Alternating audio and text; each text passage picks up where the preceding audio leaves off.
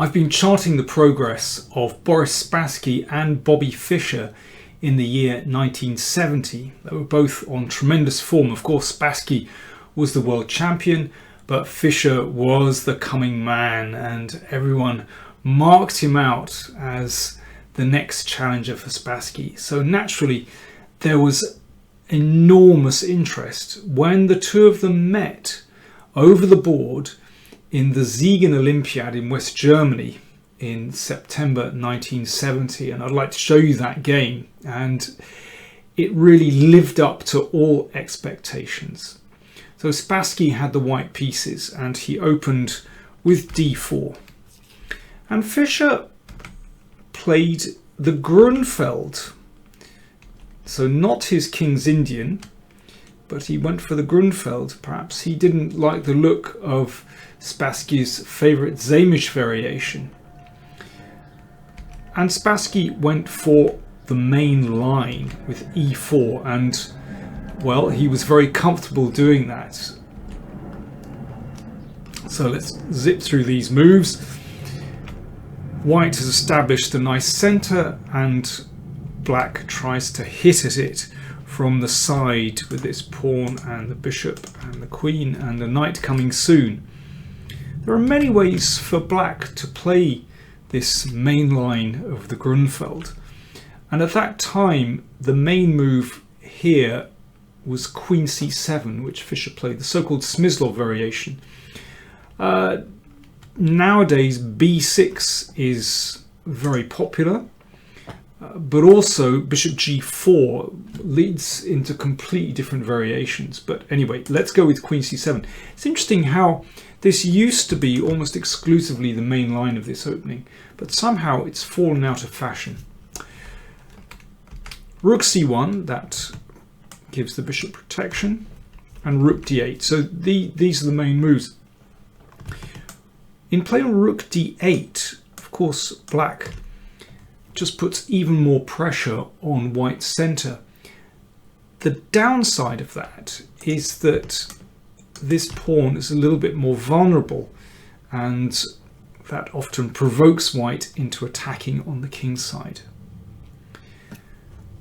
Spassky and Fischer had actually arrived at this position together previously in their game from Santa Monica 1966, and there Spassky had played Queen e1,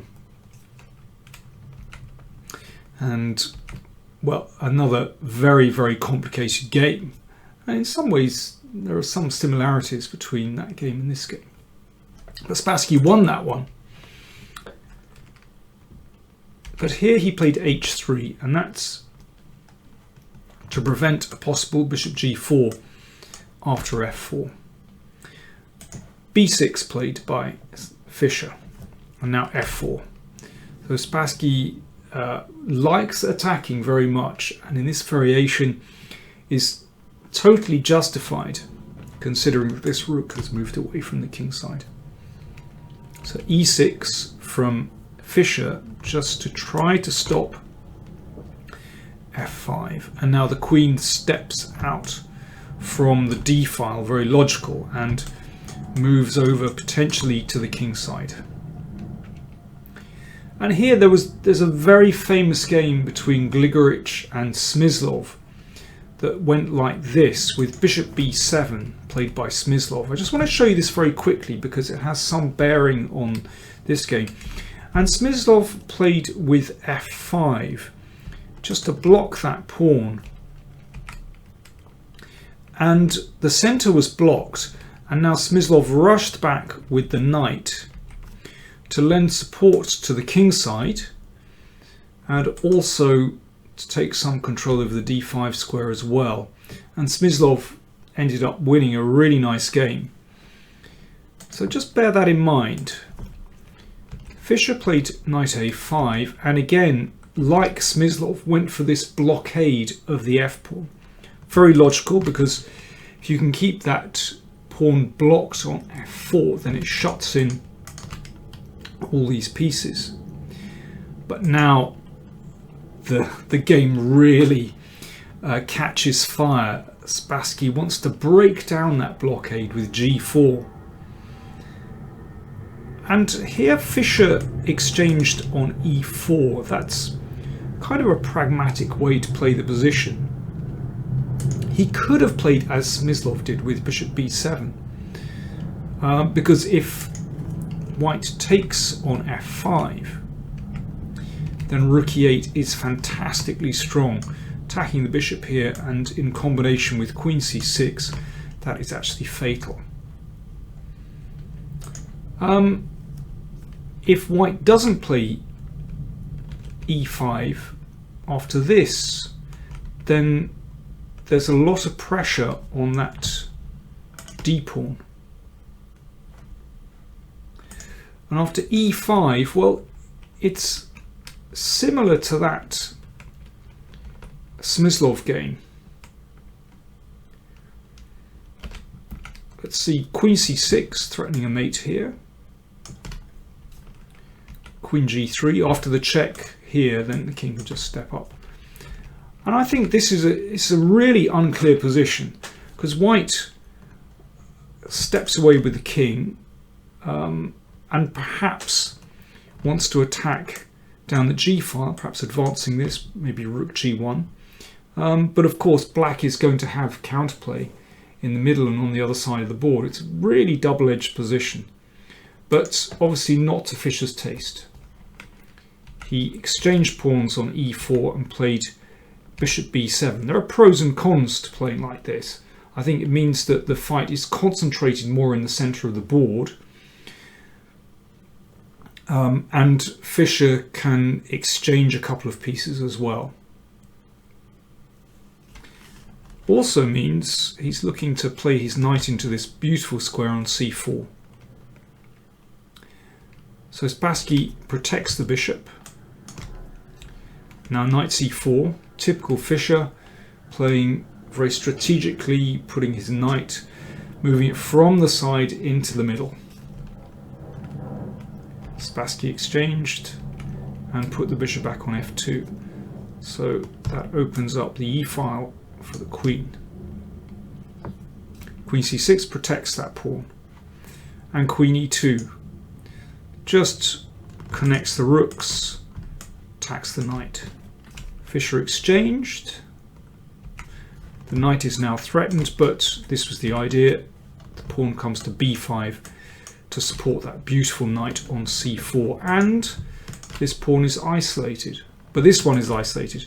It's just a very unbalanced position. I mean, both sides have their advantages and disadvantages.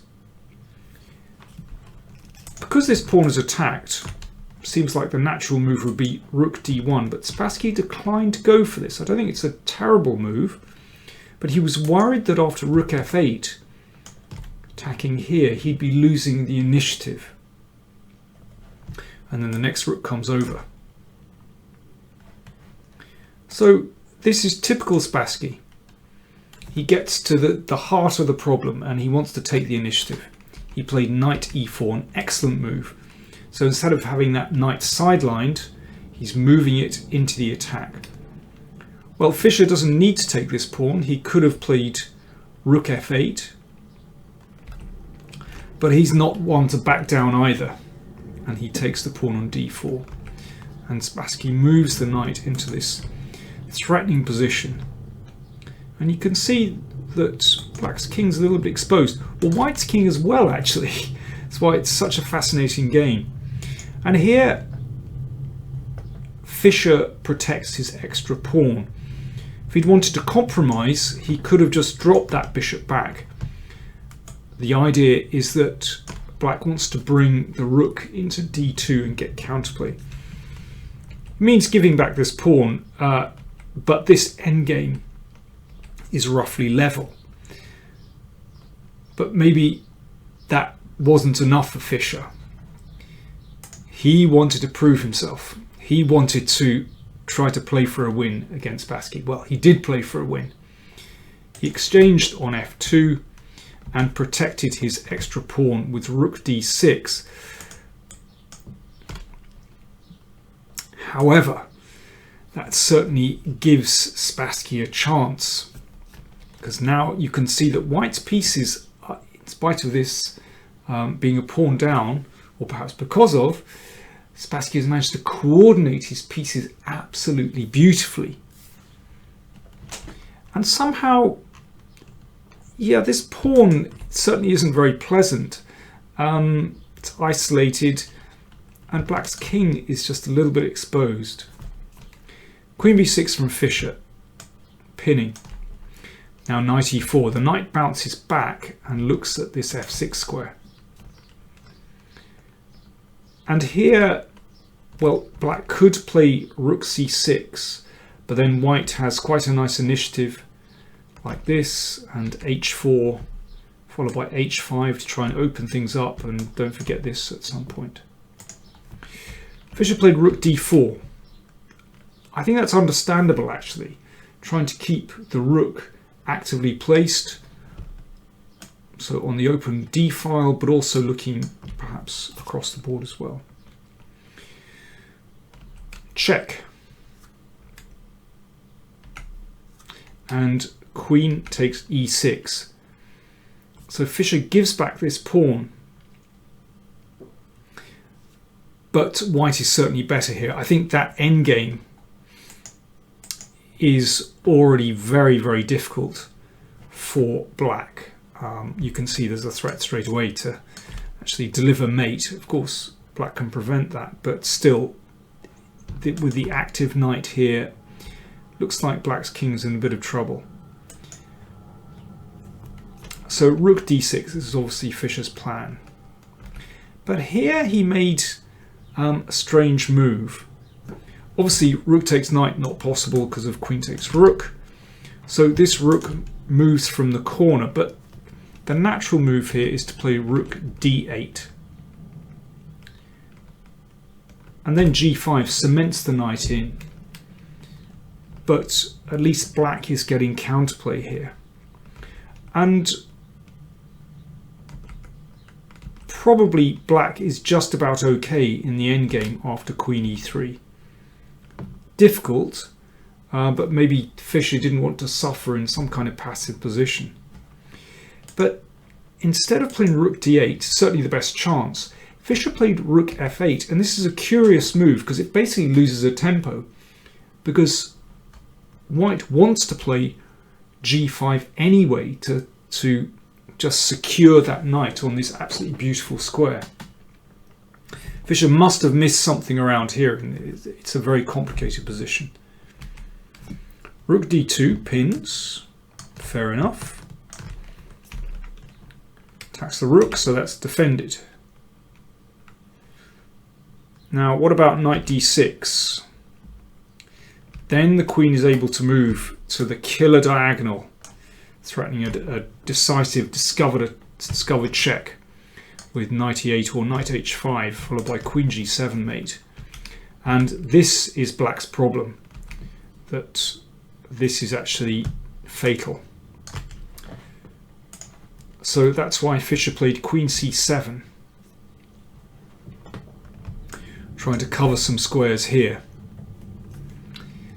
But after this, things are not looking good for black.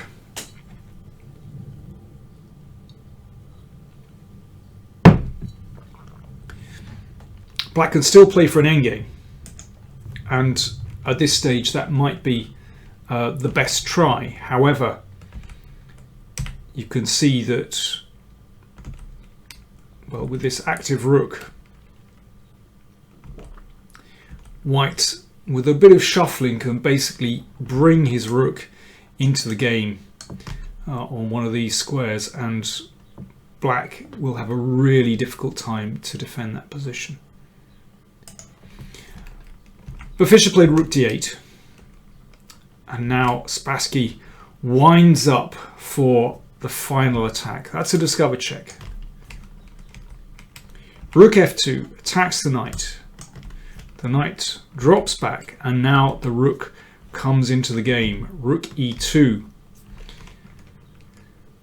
And the threats are too much for black to bear here. Fischer played rook d6. But a check. And now a winning move, rook f8. So if that's taken, then a check. And knight takes queen. So Spassky won their individual encounter at the Olympiad, and in fact Soviet Union defeated the America in that match, and the Soviet Union won the gold medals. Actually, it was quite close. They only just pipped Hungary, who are in second place. But that victory of Spassky over Fischer certainly silenced a few of the Fischer supporters at that time, as Fischer was in superb form, but Spassky still showed who was boss in 1970 at any rate. Well, I'll be showing more games from the Olympiad by Spassky and Fischer, so watch out for that. And do check out the playlists of Spassky and Fischer as well, and do check out the games that I've already looked at from them both in 1970. Don't forget to like, comment, subscribe and share, and let me know what do you think about this game. Thanks for watching.